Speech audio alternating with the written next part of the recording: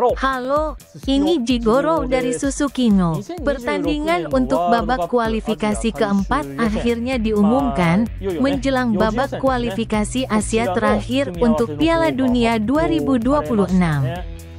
Tim nasional Indonesia yang sangat dinantikan telah diundi dalam satu grup dengan tim kuat Arab Saudi dan Irak. Saya harus jujur dan mengatakan bahwa itu adalah kombinasi yang sangat sulit.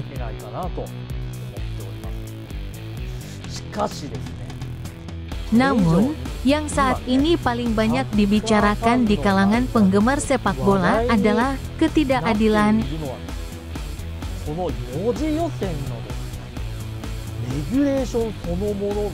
regulasi babak kualifikasi keempat itu sendiri. Bahkan di Jepang, pertanyaan-pertanyaan diajukan di media sosial dan media.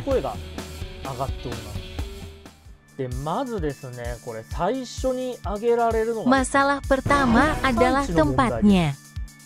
Dua negara, Arab Saudi dan Qatar, telah dipilih untuk menjadi tuan rumah babak kualifikasi keempat. Kedua tim berpartisipasi dalam babak kualifikasi tahun ini,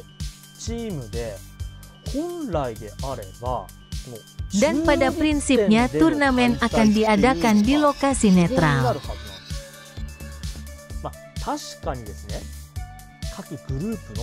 Tentu saja, gagasan untuk memberikan beberapa keuntungan kepada negara-negara di puncak grup dapat dimengerti.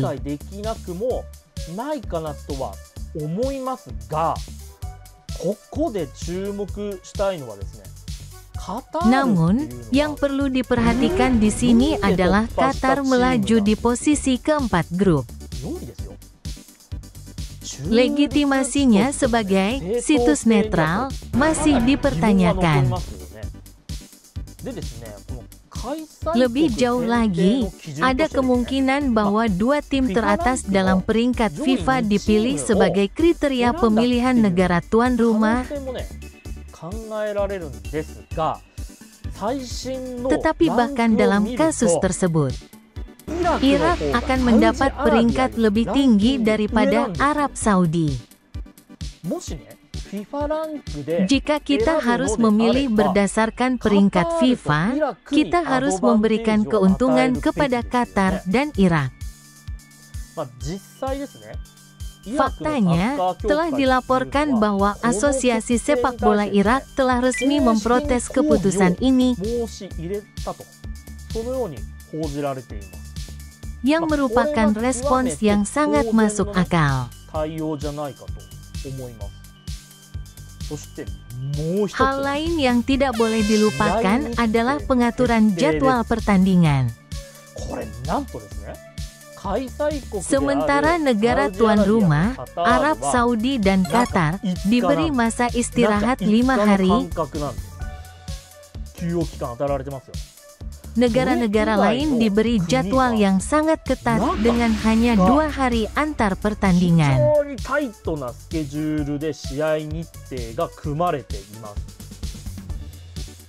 Ini jelas merupakan peraturan yang dimaksudkan untuk menguntungkan kedua negara tuan rumah, dan telah ditunjukkan bahwa peraturan ini sangat kurang adil.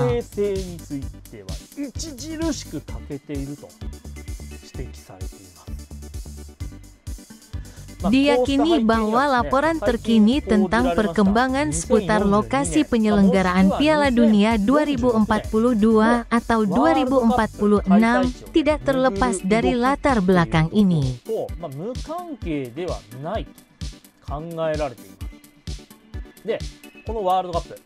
Dikatakan bahwa ada rencana penawaran bersama dengan negara-negara Asia Timur seperti Jepang dan Korea Selatan, negara-negara Asia Tenggara seperti Indonesia dan Thailand, dan bahkan Australia. Ini dilihat sebagai aliansi untuk melawan Arab Saudi dan Qatar yang memiliki uang minyak berlimpah.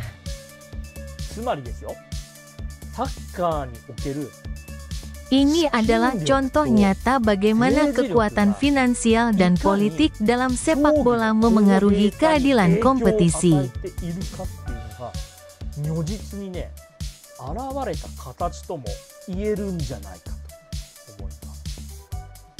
Seseorang tidak dapat tidak merasa bahwa peraturan untuk babak kualifikasi keempat ini jelas-jelas bias.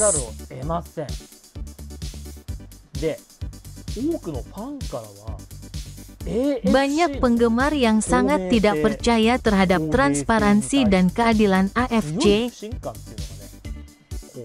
dan beberapa bahkan melontarkan klaim kasar seperti AFC korup.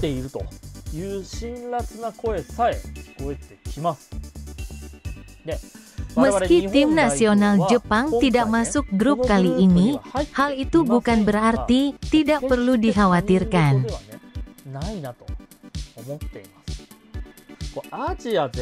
Dengan integritas sepak bola di seluruh Asia yang dipertaruhkan, negara manapun dapat menghadapi ketidakadilan seperti itu.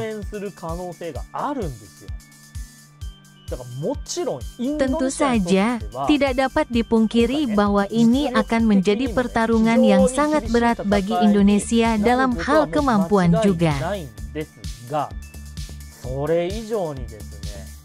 Namun, yang lebih penting dari itu semua, kendala terbesarnya adalah situasi sangat jauh dengan jadwal dan lingkungan yang menguntungkan bagi negara tuan rumah.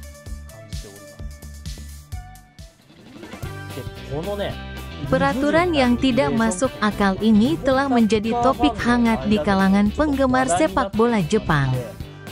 Dan muncul reaksi keras terhadap favoritisme terang-terangan yang ditunjukkan kepada Arab Saudi dan Qatar.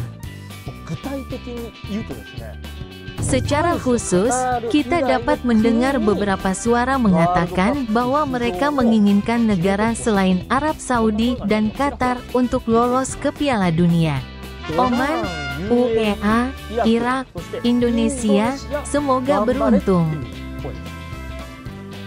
Ada yang mengatakan akan menarik jika Arab Saudi dan Qatar gagal lolos. Saya juga berharap mereka tidak menyerah pada keadaan sulit ini dan akan lolos ke Piala Dunia. Mereka seharusnya tidak terkalahkan di babak kualifikasi ketiga melawan Arab Saudi. Tidak mungkin kita tidak bisa menang.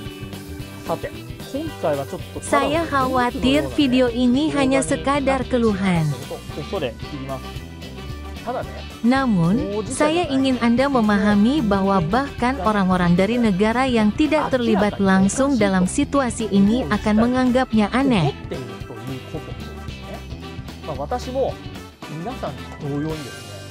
Dan saya juga sama marahnya seperti Anda semua.